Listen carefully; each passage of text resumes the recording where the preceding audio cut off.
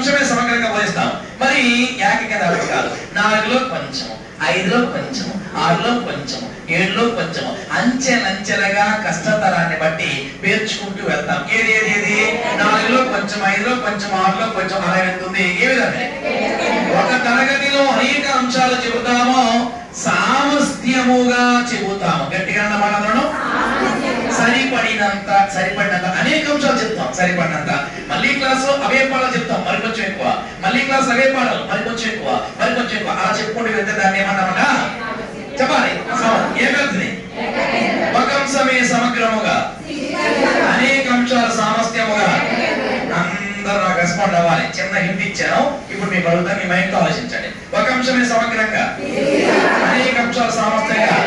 ఒక తరగతిలో నేర్చిన విషయం మరి ఏ తరగతిలో రాదు. ఒక సంవత్సరం నేర్చిన విషయాలే కొద్దిపాటి మార్పులతో మళ్ళీ సంవత్సరం వస్తాయి. చెప్పాలి.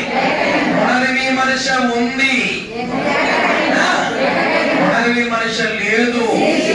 అంశాలు మానసిక స్థాయిని దాటిపోతాయి, మానసిక స్థాయికి అనుగుణంగా ఉంటాయి. చెప్పాలి. ఒక అంశమే సమగ్రముగా, అనేక అంశాల సామర్థ్యముగా. విద్యార్థి ఏ విషయం నేర్చుకుంటాడో ముందే తెలిసిపోద్ది. రోజు అశోకుడు పాఠమే చెబితే చూడగానే ఏమంటామో అశోకుడు మాస్టర్. రోజు మేడం గారి గాలి గాలి గాలి గాలి గాలి మేడం అంటే ఎవరు ఏ సబ్జెక్ట్ చెప్తే ఆ పేరు పిలుస్తారు కదా మా సాధారణంగా. మీ అందరూ నేను పిలుస్తా సాధారణంగా దేవుడు నెడరాది సార్ అంటారు.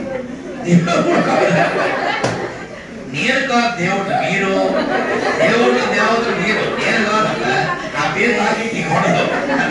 నేను బ్రిలియంట్ దేవుడు